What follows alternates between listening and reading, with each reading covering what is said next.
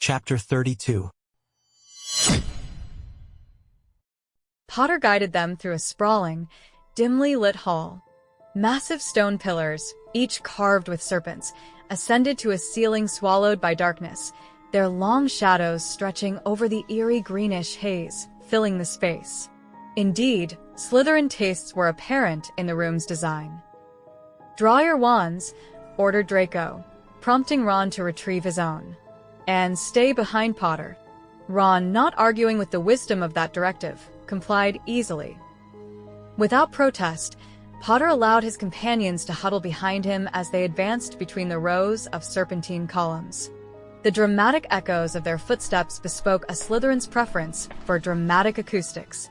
Certainly, Voldemort would have approved of such an environment. Potter occasionally glanced back at them, pointing at his narrowed eyes, signaling caution about closing their own. Yet even his gaze drifted toward the snake carvings on the walls. "Are they speaking to you?" Draco inquired with a hiss. "No," Potter replied with a shiver. "I don't think so," keeping their course. When they reached the final pair of pillars, a colossal statue emerged, dominating the back wall. Its aged, decrepit face hovered above them, worn with age more than Ollivander after a stint in Chez Malfoy, with a lengthy, thin beard cascading nearly to the statue's robed hem, a decent, if somewhat lifeless, sculptural attempt at representing the wizard's robe. If that indeed was Salazar Slytherin, Draco thought wryly, he was grateful they were not direct descendants, sparing their home the indignity of that statue in their portrait gallery, those oversized feet standing on the smooth chamber floor, between which lay a small, black and blue-robed figure, flaxen-haired and face down. "Luna!" Draco yelled, darting forward and dropping to her side to reach for her. It was a cruel twist of fate. His efforts at improvement only managed to bring him back to moments like these, visiting Luna Lovegood captive in a dungeon yet again. "Luna! Luna, snap out of it," he urged, turning her over, her pale skin alabaster white but her closed eyes indicating she wasn't petrified. "Enervate," he muttered, shaking her for lack of response. "Draco!" Ron shouted, causing Draco to look up. Above him stood a tall, undeniably handsome boy with black hair, leaning against the nearest pillar, his appearance blurred as though time hadn't settled on him yet. "Abraxas?" the boy asked in confusion at the sight of him. That question was all Draco needed to confirm his suspicion. "Tom Riddle," Draco greeted coolly, keeping his wand steady. Riddle's smirk lost a hint of its arrogance. "No, you're Draco, not him, aren't you? She told me about you." He gestured toward Luna. "Everyone thought you were the heir of Slytherin." Draco nodded, cautious of Riddle's hands for any movement. "But it was you, wasn't it? Both now and 50 years past." "Who is he?" "What is this?" asked Potter, while Riddle grinned broadly. "He's the student," Draco explained shakily, who sat haggard up. "Wake her up, Riddle," he demanded, adding determination to his voice. "Give her back now." And yet Riddle laughed, maintaining his boyish facade. "She's sleeping too deeply," Riddle dismissed. "She's breathing but barely." "And who are you?" Ron demanded. "A recollection," Riddle replied softly, "encased for 5 decades in a journal." Riddle gestured toward the statue's feet, drawing their eyes to the diary resting there, defying obliteration and supposed loss among the ruins. "But that's impossible," Draco stammered. "My godfather swore it was gone," and Riddle's satisfied grin broadened. "Oh, he believed it was," Riddle drawled. "We might have been allies after his misstep if it weren't for you, Draco Malfoy." He gestured with his hand, pulling from Luna's mind a scene that shimmered like ghostly silver, like mist bloomed in the air before them. Luna alone at the Hogwarts Express end cabin, gazing out, then interrupted by Draco stumbling in, looking dazed. "Lovegood." The phantom Draco blinked wide-eyed.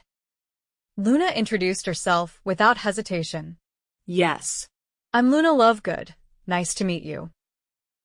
"I need to go," Draco stammered as if fleeing from fate. Honestly, Draco, Riddle teased. For a Malfoy, your etiquette leaves much to be desired. The scene shifted, showing Luna wandering the Hogwarts Express passageway, her concern evident as she peeked into a compartment where a group of girls her age enjoyed chocolate frogs. Luna paused, gathering her bravery before rapping on the door. Upon entering, Draco noted Ginny Weasley among the girls. "Hi," Luna initiated shyly. "Have you seen a boy pass by? He seemed troubled, and I'm worried." Eyeing each other. "No," a blonde girl replied cautiously. "How did he appear?" "He wore Slytherin colors," Luna noted, "not much older than us, with hair rather like mine." "As light as yours?" Ginny checked, prompting a nod.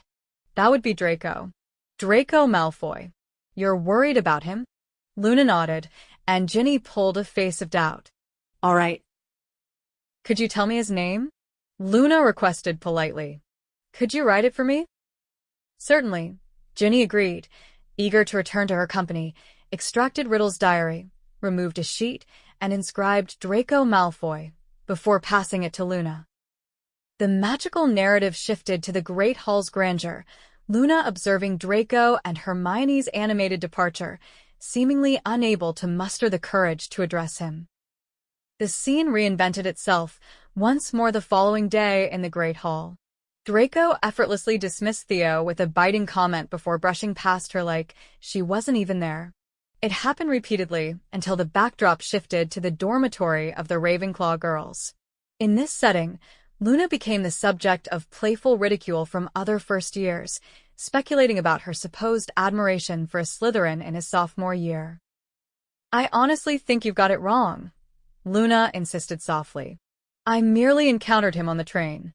He appeared as if he could use a bit of assistance." The room erupted with laughter, their amusement unkind. "Luna, don't kid yourself. Everyone's heard of Malfoy. He's infamous around here," one girl taunted. "He already wields enough magic to put senior students to shame, has Harry Potter as a companion, and even a mountain troll doesn't faze him. He's not after your help." Another voice joined the chorus sharply. "He won't be interested in speaking with you." And as Luna turned her back with a disheartened sigh, the name, Loony Lovegood, whispered venomously in the air, spurring more giggles from the crowd. The final scenes Riddle revealed were disturbing. Fiend fire tearing through the diary in Severus's fireplace, its flames morphing into monstrous heads that made Draco wince. "Your mentor was close to a breakthrough," Riddle observed smugly. "Liquid fiend fire, a marvel by someone so vile. But he missed an ingredient. Unlike the curse, the potion doesn't perpetually flame. Might have still been effective if I hadn't prepared for such an eventuality. As the fire consumed, I had an escape route planned. Yes, I knew precisely what to do, tied to your name." The diary's fiery and saw it slip the constraints into a breeze that flitted from Severus's lab, with Draco barely escaping its path, racing towards Ravenclaw's quarters. Finally, it found a sanctuary in a crumpled note at the bottom of Luna's school bag, where Draco Malfoy was inscribed by Ginny's hand. The parchment ignited luminously, multiplying pages incessantly until fully formed covers reclaimed their original appearance. While the diary burned, a fragment persisted thanks to Luna, Riddle explained. "So when the fiend fire reached it, I transferred myself into that old scribble buried in her bag. From there, reigniting the diary was child's play." Draco bit back bitterness, his eyes darting to Ron and Potter, their accusatory gazes directed firmly at Riddle, rather than him, thankfully. Seeing his moment arise, Draco seized his wand. "Sectum. Expelliarmus." Riddle interrupted calmly, commanding their wands into his possession with a nonchalant wave, as if collecting bits of candy. He got a particular amusement from pocketing Potter's wand before extracting it once more, twirling it between his fingers. Riddle's voice, laced with unsettling eagerness, continued, "Been yearning for this, Harry Potter, meeting face to face. What a pity others have spoiled this moment." "What have you done with Draco's kin?" Potter questioned, his voice barely shaking despite the disadvantage. Kin. Riddle mused mildly, gauging their expressions. Well, there's a resemblance now you mention it. I wasn't familiar with her, Draco retorted harshly. Our fathers had no closeness. Understandably, Riddle chuckled, recalling how Draco had dodged her on the train rather than acknowledge any link. Abraxas's heir wouldn't accept association with that family line, particularly not such an eccentric girl. Poor Luna, her housemates saw her as far from their ideal Ravenclaw, and they tormented her for it. Imagine her desperation to find solace in confiding to a nameless voice. Potter queried, suspect directed at the diary. That. But intimidation kept him restrained, lest Riddle wield their wands carelessly. Indeed, Potter, indeed, Riddle responded gleefully. My diary. Luna's written in it since autumn, sharing all her lonely musings, spotting thestrals, nightmares about her mother's demise, wishing for a friend one day, and admiring Draco Malfoy's serpent conjuring against Harry.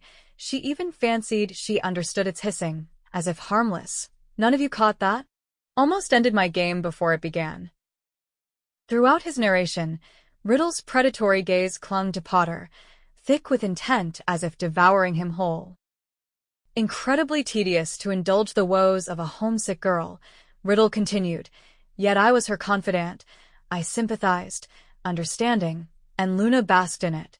She fancied the diary was fated to her by enchantment, destined companionship. His laughter echoed chillingly, eerily familiar, and making Draco stiffen. Charm comes naturally when you need it, gentlemen. Her grandfather's blood proved no exception. Young Malfoy. He certainly didn't respect you, Draco interjected cuttingly, being born from Muggle heritage. Draco. Ron hissed anxiously, fearing their doom was imminent should the provocation go further. But why worry? They faced certain death. Unless Potter still had something concealed. Riddle's veneer slipped momentarily at the barb but then returned smugly. That's just not so, is it? I was Slytherin's legacy. To Luna, her destined companion. His speech was unbroken, reminiscent of Voldemort's intolerant interruptions, often when Aunt Bella intruded on his rants. Hey Tom, he mockingly recited, I'm aware that you're 15 and I'm just 11, yet I believe I have feelings for you. Hi Tom, I still recognize that you're 15 while I'm barely 12, but I long to kiss you. I desire for you to guide me. Thanks for listening.